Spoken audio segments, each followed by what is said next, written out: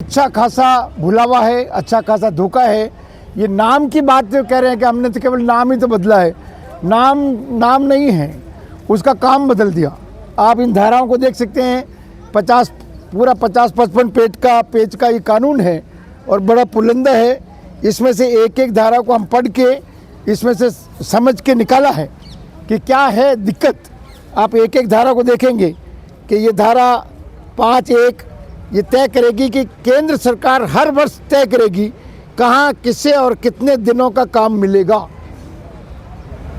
उसका पूरा केंद्र है। दूसरा ये कि मजदूरी, सामग्री और प्रशासनिक खर्च केंद्र सरकार 60 और राज्य 40। राज्य की स्थिति है नहीं देने की, राज्य खुद कर्जे में है, वो अपने कर्मचारियों की तनख्वाह नहीं दे पाता है, उसके लिए उसको कर्जा लेना पड़ता है। तो यहाँ नरेगा में कहाँ से पैसे लाएंगे? 2-2 साल से यहाँ मेटो का पेमेंट नहीं हुआ। सामग्री जो हिस्सा पहले नरेगा में था 25% राज्यों को देना था, सामग्री का 100% नरेगा का बजट केंद्र को देना था, वो मिल रहा था, लेकिन ये सामग्री का 25% राज्य नहीं दे पा रहे थे, इसलिए 2-2 साल तक उनका पेमेंट नहीं हो रहा है। धारा ये 4(4) में धारा में पंचायतों का वर्गीकरण किया जाएगा, ABC पंचायतें, किस पंचायत में कौन सा काम कैसा काम वो हम तय करेंगे। जॉब कार्ड की भी कैटेगरी होगी, अलग अलग रंग के जॉब कार्ड होंगे। अनुसूची 1 धारा 19B में वो कह रहे हैं कार्य के घंटे 12 घंटे से ज़्यादा नहीं होंगे। तो आप सोच सकते हो। फिर ये कह रहे हैं कि केंद्र सरकार हर वर्ष प्रत्येक राज्य के लिए मानव दिवस, मतलब वो कहेगी कि इतना मानव दिवस से ज़्यादा नहीं होगा, बजट तय करेगी और उस बजट से अगर ज़्यादा खर्च हो गया तो वो राज्यों को प्लान करना पड़ेगा। ये अगला है कि आवंटित बजट से अधिक खर्चा अगर होता है तो राज्य सरकार देगी। धारा इसमें एक में साल में 60 दिन काम बंद रहेगा, मतलब इनको लगता है कि बरसात का चालू होते ही नरेगा बंद, तो आप खुला रखो, जिनको जाना है जाएंगे, जिनको नहीं जाना है नहीं जाएंगे।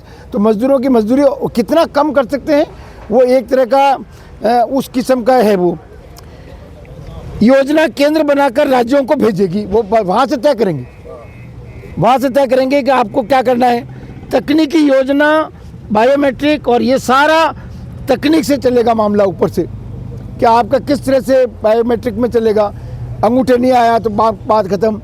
मुझे लगता है कि सिस्टम पूरा बदल रहे हैं और बड़ी बड़ी कंपनियों का जो विकसित भारत में कुछ बहुत बड़ा बन रहा है, तो ये लेबर को कह सकते हैं कि आपकी लेबर को वहाँ भेजो, मतलब आपकी पंचायत से बाहर भी जाना पड़ेगा।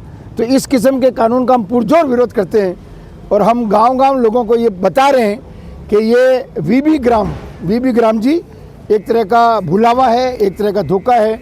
ये केवल 125 दिन की बात नहीं है।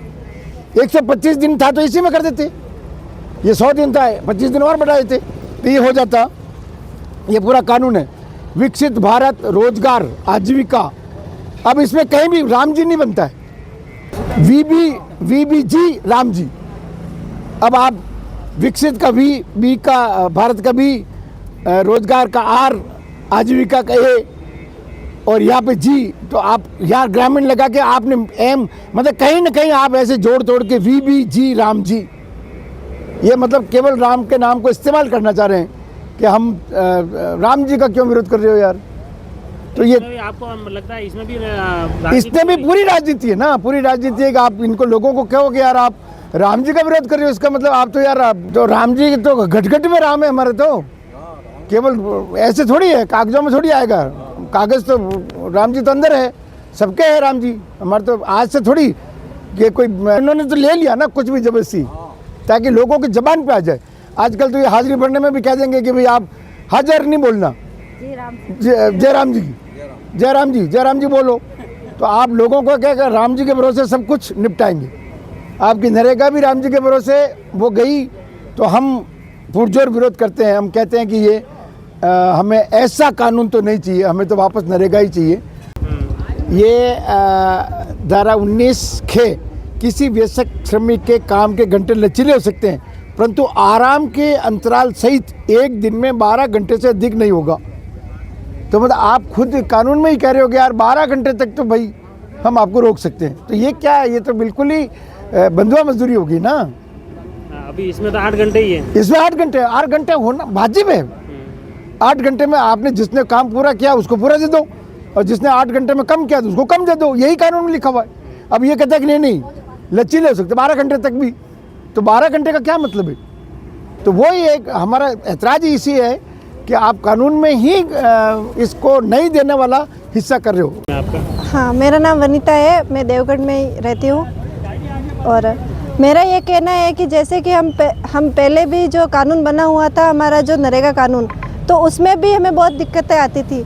और जो भी कर्मचारी है वो कर्मचारी खुद अच्छे से काम नहीं कर पा रहे, तो हम मज़दूरों को वो बोल रहे हैं कि आप अच्छे से काम नहीं कर रहे हो, वो नहीं कर रहे हो या फिर वो नहीं कर रहे हो, लेकिन खुद कर्मचारी काम नहीं कर रहे हो और हमें मज़दूरों पर थोपा गया है कि आप लोग काम नहीं करते हो, इस वजह से ये किया है, इस वजह से ये कानून। अभी मज़दूरों को आप देखो कि वो मज़दूरों के लिए 2-2 बार फ़ोटो खींच रहे, तो फ़ोटो क्यों खींच रहे मज़दूरों के लिए? अगर वो खींचना ही है तो कर्मचारियों को खींचो ना, क्यों मज़दूरों का फ़ोटो खींचना है? वो मज़दूरों का फ़ोटो नहीं खींचते और मज़दूरों का फ़ोटो खींचते हैं, 2 बार फ़ोटो खींचना है। और दूसरा है कि जैसे 4 घंटे के बाद में, अगर पहले जो कानून बना था, कानून में लिखा हुआ था कि आप काम करके, आपका पूरा काम करके आप छुट्टी कर सकते हो, आप साइड छोड़ सकते हो, लेकिन अभी क्या कर दिया है, मोदी जी आए उसके बाद में उन्होंने बोला है कि 4 घंटे के बाद में आप बस अभी जो लोग काम कर रहे हैं वो वंचित रह रहे, जो काम नहीं कर रहे हैं वो तो बस जाते हैं और फ़ोटो खिंचवा के वापस आ रहे, लेकिन जो काम कर रहे हैं वो लोग वंचित रह रहे हैं कि उनको समस्या है कि वो लोग काम भी कर रहे हैं और उनको बैठना भी पड़ रहा है।